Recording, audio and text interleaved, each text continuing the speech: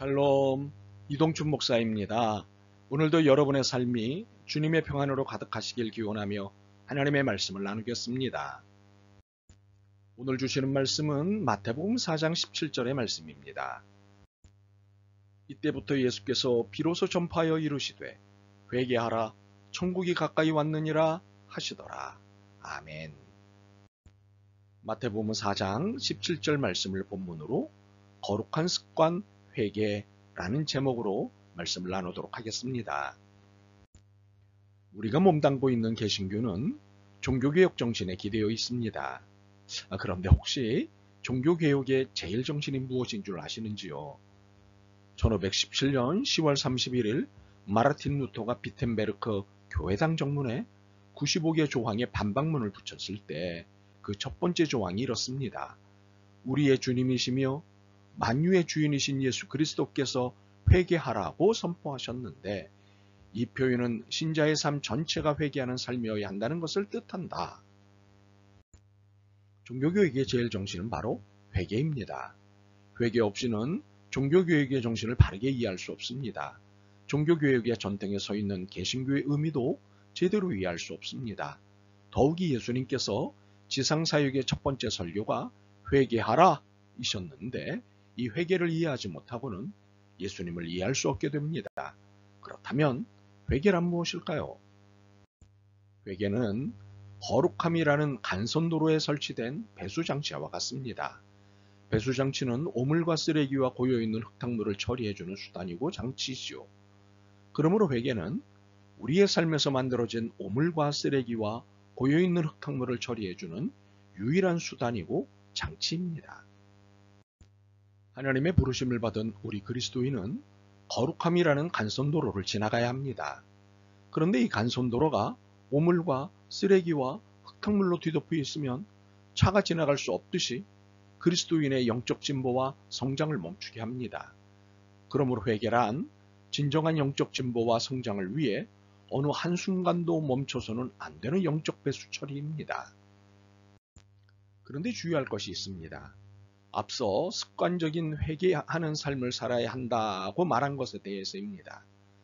이것을 마치 식사 예법이나 운전처럼 기계적이거나 무의식적으로 이루어지는 것으로 이해해서는 안 된다는 사실입니다. 회개하는 행동은 하나하나가 분리되어야 합니다. 하루치 혹은 일주일치 혹은 한 달치를 마치 바겐세일로 털어내듯 회개해서는 안 됩니다.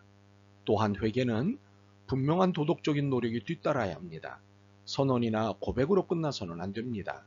반드시 잘못을 시인한 것에 대한 도덕적인 행위가 시행되어야 합니다. 이에는 때로 상당한 희생이 따르기도 합니다. 수입이 줄어들 수 있고 왕따가 될 수도 있고 명예와 직위가 박탈될 수도 있기 때문입니다. 그러므로 회개는 결코 유쾌한 일이 아닙니다. 언제나 어느 뭐로 보나 괴로운 일입니다. 그리고 죽을 때까지 계속되어야 하는 일이므로 괴로운 일입니다. 그러나 회개는 너무도 중요하기에 괴롭다고 그만둘 수 있는 것이 아닙니다. 평생 배우고 익히고 습관해야 하는 거룩한 필수 행위입니다. 그러므로 회개는 자신이 이전에 한 행위로 거슬러 올라가 자신의 삶이나 다른 대상과의 관계에 해를 끼친 나쁜 행동들과의 인연을 끊어버리는 것입니다. 구약성경에서의 회개는 돌이키거나 되돌아오는 행위를 뜻합니다. 신약성경에서의 회개는 마음을 바꾸어 결국 노선까지 변경하는 상황을 의미합니다. 그러므로 회개란 생각하는 습관, 태도, 견해, 정책, 방향, 행동을 완전히 바꿔 그 그릇된 삶의 패턴에서 빠져나와 바른 삶의 패턴으로 방향을 전환하는 행위입니다. 이로 보면 진정한 의미에서 회개란 일종의 영적 혁명입니다. 개혁이 아닙니다. 개혁은 조금씩 점차 나아지게 하는 것을 말하기 때문입니다. 그러므로 회개는 혁명입니다. 왜냐하면 완전히 바꾸는 것이기 때문입니다. 죄의 통치권에서 하나님의 은혜의 통치권으로 완전히 넘어오는 것입니다. 불순종에서 순종으로 삶의 패턴을 완전히 바꾸는 것입니다. 신념에서 신앙으로 삶의 철학의 구조를 완전히 바꾸는 것입니다. 이렇게 회개는 삶을 완전히 바꾸는 것, 철저한 전환, 180도의 변화, 즉 삶의 전환혁명입니다. 우리는 오랫동안 자기 합리화나 자기 은폐에 익숙해 있기에 죄책감과 그에 따른 반성에 익숙하지 않습니다. 내가 무엇을 잘못했습니까? 그것만이 도덕적입니까? 나는 정당합니다. 내가 살기 위해서는 어쩔 수 없었습니다. 이런 자기 합리화, 자기 은폐의 발달로 인해 회개를 기피하는 태도가 오늘의 교회와 그리스도인들을 지배하고 있습니다. 우리는 이제 이런 회개 기피 현상을 반성하며 불완전한 회개가 아닌 완전한 회개를 위해 노력해야 합니다. 그럼 어떤 노력이 필요할까요? 첫째, 무엇보다 자신이 저지른 일이 사악하고 어리석으며 혐의가 있다고 인정해야 합니다. 두 번째, 그리고는 더 이상 이런 범죄 행위를 포기할 마음을 품고 하나님의 용서를 갈망하며 지금부터 하나님만을 기쁘시게 하는 삶을 살려고 노력해야 합니다.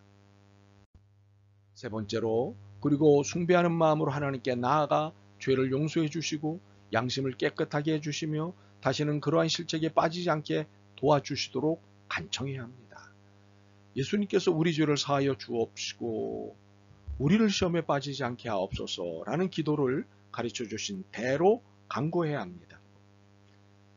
그리고 네 번째로, 문제가 된 죄를 단호히 끊어버려야 합니다.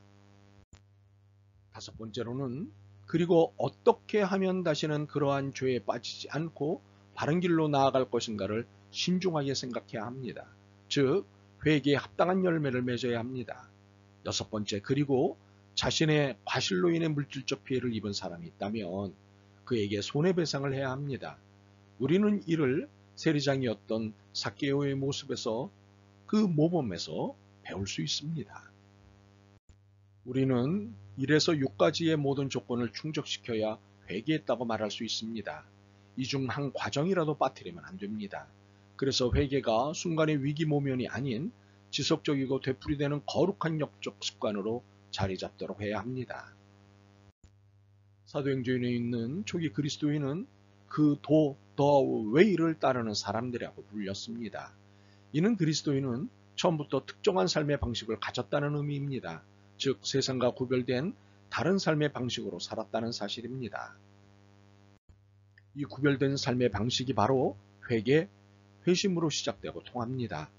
잘못한 것에 대해 슬퍼하고 반성하고 돌이키고 두 번 다시 잘못하지 않으려고 애쓰고 바른 것을 위해 순간순간 기도하고 묵상하는 삶의 방식, 곧 회개의 삶, 회심의 삶을 사는 것이 구별된 삶의 방식입니다.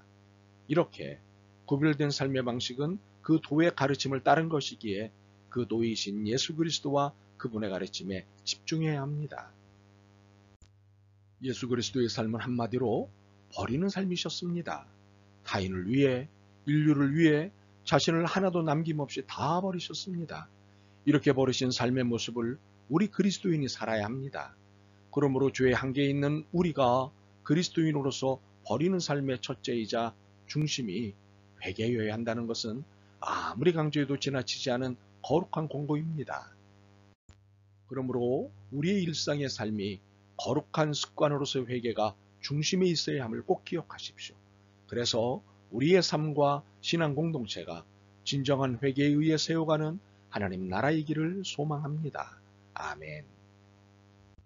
주님, 회개 없는 삶, 바르지 않은 회개의 태도를 가진 삶을 살고 있었음을 깨닫고 회개합니다. 불쌍히 여기시옵소서. 일상의 거룩한 습관으로서의 회개하는 삶을 살고자 결심합니다. 결심을 받아 주옵소서. 예수 그리스도의 이름으로 기도드립니다. 아멘.